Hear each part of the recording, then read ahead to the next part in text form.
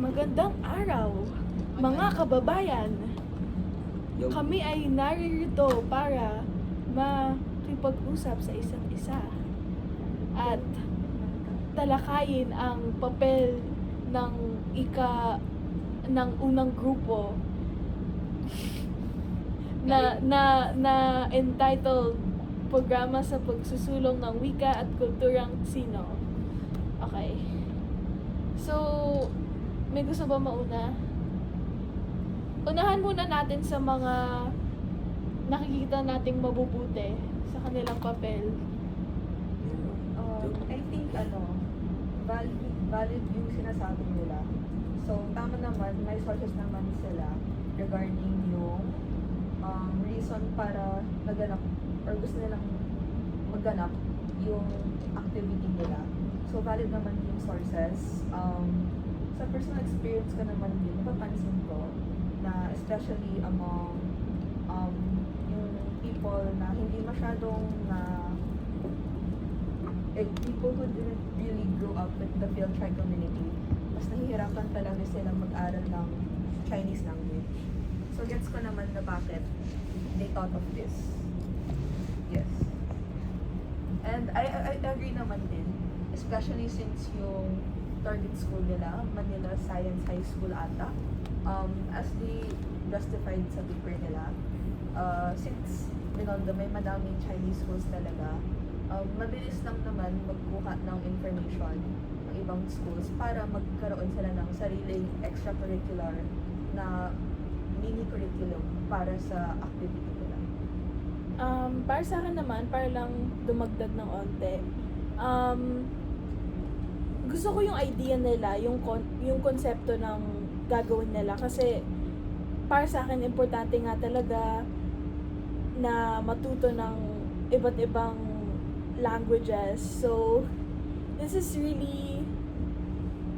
will be good for students, and I think na this will be a good way to introduce it to them, na hindi sila mahirapan, na readily available, tsaka hindi din parang fino-force sa kanila, as in binibigay lang doon, like nagbibigay sila ng mga options para sa mga gustong matuto. And for me naman, I saw yung proyekto nila dito is easy to work on it, and kasi it starts from the basic, like yung introduction ng Mandarin, yung mga easy pa lang, yung mga ni hao, goodbye, zaijian, ganon. And then yeah, they start in basic, and then they also have yung mga culture na kasali, kaya yung calligraphy na pwede ihatak yung mga interesado nila sa project na din. Ako, para sa akin naman, kasi, like, although they stated the problem but like, I also like the way they chose to tackle the problem with a solution that is more modern. Like, it kind of, like yung solution nila, like, yung mga pelikula, mga e-learning, kaya like, natatackle nila ang problem in a way that like mako-connect pa sa mga tao ngayon, which is very efficient in some ways then, and in one way or another natatackle nila ang parang the gap between like different communities, kasi some don't have proper access to such resources. So, yeah. Actually, kung pansin nyo din, maganda rin sa kanila is hindi lang puro lesson yung nilagay sa plano nila. And dahil may mga activities sila tulad ng calligraphy, workshops, games, at iba pang cultural activities, doon talaga makaka-captivate yung mga students para sa At overall, maganda naman yung konsepto ng papel nila. Para sa akin, maganda yung paper talaga. Dahil malakas yung foundation ng paper, dahil kita niya na sinasabi nila meron itong Song Dynasty na pinapakita yung relationship ng Philippines at China. Tapos tulad niya sabi ni Stephen, tinuturo siya ng calligraphy, tapos meron pang Mandarin. Kaya yung mga students for sure na engaged talaga. Tapos sobrang ganda rin ng execution nila sa power matrix nila para ma-identify talaga yung mga key stakeholders na kailangan nila. Okay. So, to sum up lang din is, they did really well sa work nila. Ako personally, I like din yung layout is maayos siya, very easy to read. Tsaka madaming sources. Although, isa nga yun sa mga nakita lang namin. Do you want to expand on that sa source? Siguro yung question lang namin, hindi naman siya super impactful.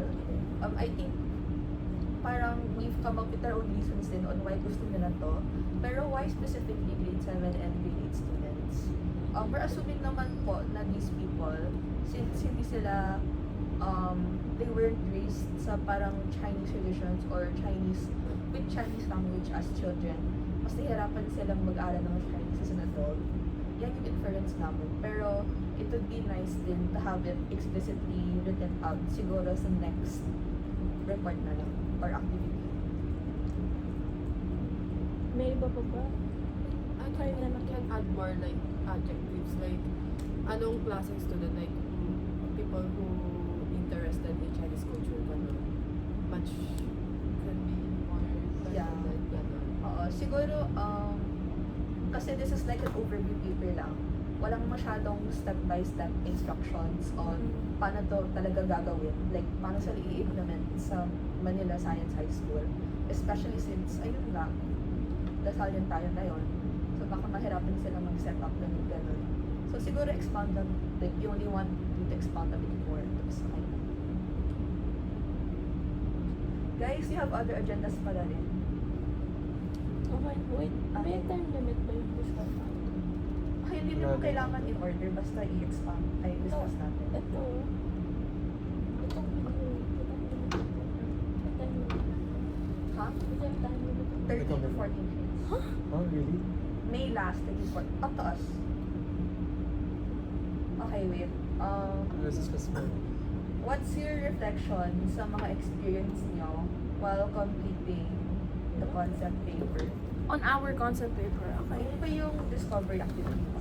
Wait, so that's it for our comments sa yun yung kanila. comments lang.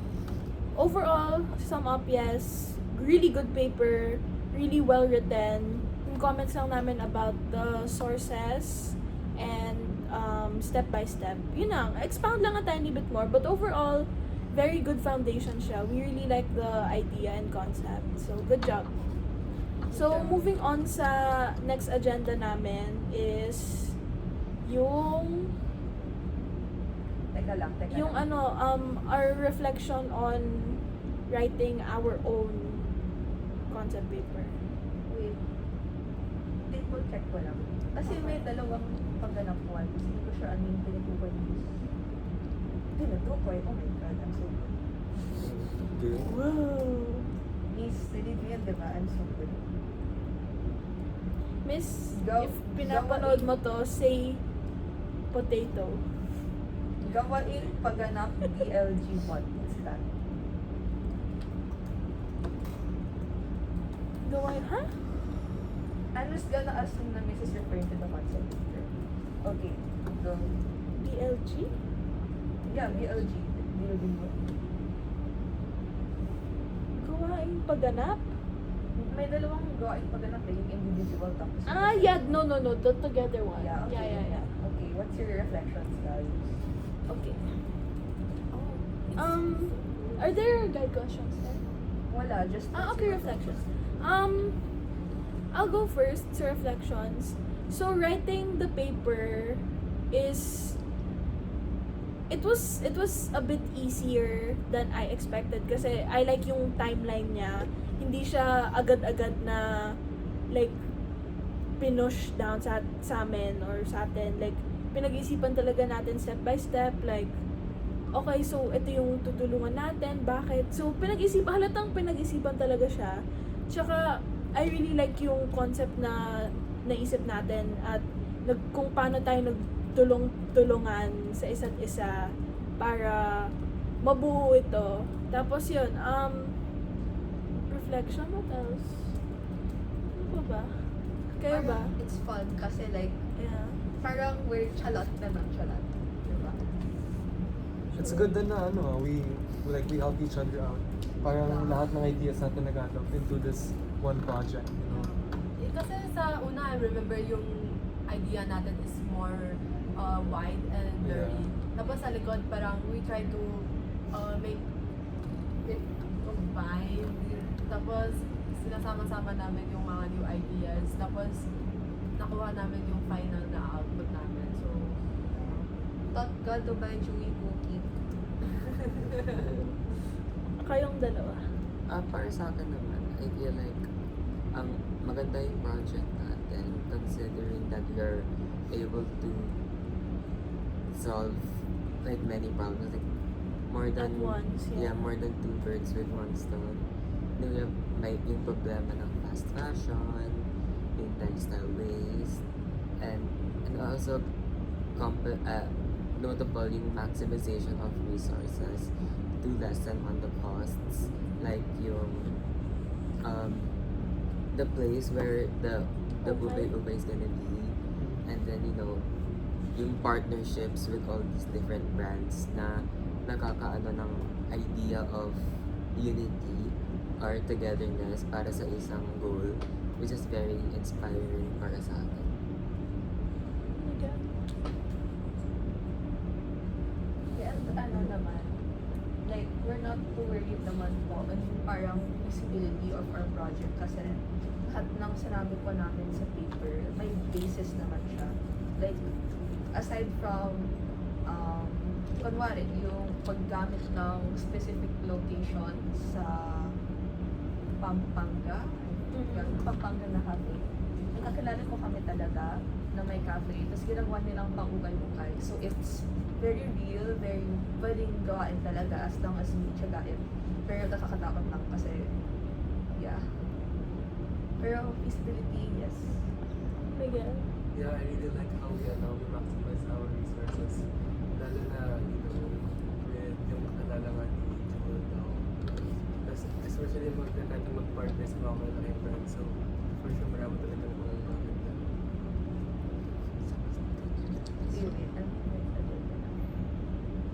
Review on the matters.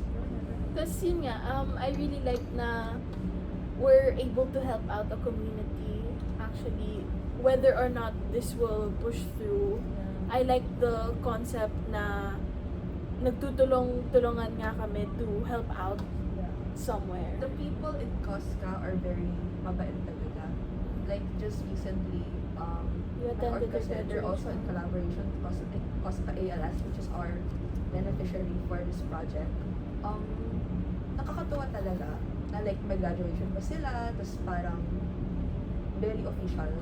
Tapos makikita mo talaga na sobrang passionate yung mga workers there, yung mga volunteers, yung mga Cosca, yung mga orgs. So at least alam natin na yung mga ginagawa natin na yun, it's really going to the right people. Obviously. Okay? Yun na yun para sa reflection.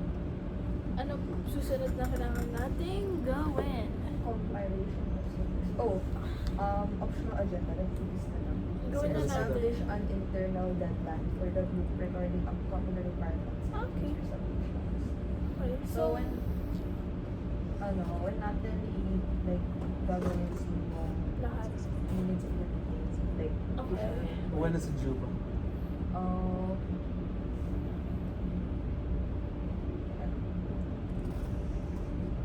wala pa nakalagay dito. Pero I think sabi niya is like next week. Wait, okay. Let's down na lang muna everything we have to do. So first is yung video na to, which will go for, kasi diba kailangan din i-record us doing the review, the comments. So video comments, video minutes, MOM, written MOM. The comments then we have to write down, diba? Yes. Okay. So written comments. Wait, I'm not sure. I think it's all doable. Anong oras po? Wala naman pong class ngayon. We're just recording. It's alright. Thank you. I'm not sure if we need to do like 2 papers, like listen on comments, just like so that Alam you ko, ask me some- ang alam ko is Maybe not ano, just- Because there's only like one tablet na binigay. Kasi instructions hindi, talaga. ang alam ko is written comments is we're gonna comment it sa Google Docs mismo nila. Oh, Yeah, tapos yung document na isa, yung parang ginagawa natin last time, like in pagbasa, we write the comments, then we change it, and then say what we changed. Based on what they've given for us. Revision matrix. We'll just double check with Miss on that. So, okay. Video written, what else? Yung matrix natin, yeah. Revision matrix. Bio note, revision matrix. Okay.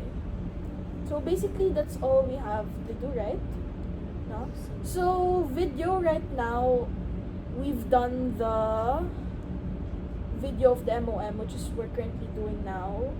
Written minutes of the meeting. Written comments. Written comments, can we all comment on yung work nila Owen by when? Before tomorrow na lang. That's okay. That's good. Before tomorrow. What time tomorrow? 11:50. Before tomorrow, 11:59 p.m. Okay. Written minutes of the meeting. Paano to? Who's gonna do minutes of the meeting? Content natin. Oh, paano? Like, the comments nila, then, yung next reflection natin. And also, Sige. Tapos eto ngayon. Yeah, ngayon. Hati-hati na. Okay, so ilan ba tayo? Para mag-transit. How many? 6? 7, 6? 6. Or 6? Ah, yeah, 2. Pwede naman, tig-dalawa tayo. So, yung minutes Okay. of the meeting natin. 2. Who's 2? Una muna, comments. So, ang gagawin nyo sa minutes of the meeting is transcribe, meaning word per word. Diba, sa template, ang alam ko ganun eh. Both transcribe and hindi. Tama ba? Walang transcribe. Okay. So, yeah. I'll send na lang, or like, if you check the, what's it called? Canvas, nandun yung how to write MOM. Gusto nyo kami lang Sa lahat? Hindi, sa... Saan? Oo nga, sa lahat ng the whole minutes of the meeting? Yeah. Okay lang. The minutes of the meetings, the names. You guys can ano na lang, make the first copy and then we're gonna have it. Sige, we'll do Okay. that. By when nyo kaya? I can do today naman. By Wag tomorrow, na, yes, 11:59. tomorrow na, wag na today. Masyado na. Tomorrow 11:59. Can you guys also like double check it na lang din? Kami Sige. na lang yung last check as well. So si Stephen Miguel in charge of that. Bio note, everyone needs to write one. Nasa Canvas naman din how to write that. Short lang. Yung parang bio note if you've like done that for research papers. Ang alam ko may word limit yun, mga 100 words or something. So individual to everyone will do it. By when nyo kaya? Tomorrow. Gusto nyo tomorrow na din? lahat. Tomorrow na lahat. Oo nga, mabilis na lang naman to. Sige. Basta Like, when kaya we start, nyo. finish it na. Ha? When we start, finish it. Okay. Revision matrix. Kailan daw tayo mabibigyan ng ng comments? Yo. Are you in contact? Sabi raw nila they already did the meeting. So they have comments na dapat. Bakit di pa nila ginawa yun? I haven't seen comments personally. Okay. And they will just talk to them later, we'll ask them. And then maybe, kasi due to next week, diba, yung revisions. So, next week, kailan ba? Tuesday, Monday ba daw? Monday, patay. Okay. And then probably, kailan nyo gusto due? If Monday? Sunday? Kaya ba? Pwede kaya. Okay? Depends on speaker. Yeah, depende din sa revisions nila. Pero for sure, baka onti lang naman yun. Yeah. So, by Sunday, 11:59 as well. And everyone will do that na lang. Check nyo na lang yung document. If may comment sa part nyo, edi i-review nyo. Okay. Okay. I believe that's it. Pang we didn't What else? Sorry. meron pa isang written sa comments. Na-assign na ba siya? Yung na-assign. That's everyone. I wrote that down. Huh? Everyone needs to do that before tomorrow, 11:59. Yung pang comments mo. Huh? This was yung topic. We're on ano pala? 20 minutes. It's okay. 20. That's okay. Yeah. Sige, sige. Isn't it this one? So hindi sa Google Docs? Like you don't comment it sa paper nila mismo? Ano ba yung format? This one is the template from here, sa room. Ay, wala yung template sa minutes of the meeting. No. This one is here. Yan yung agenda natin. Gamit dito para sa go. Pangalan ng mga member na nakatanda. Just like the other one. Nakatakdang magdala sa bahaging ito. Huh? Oh my gosh, I need to ask my friend.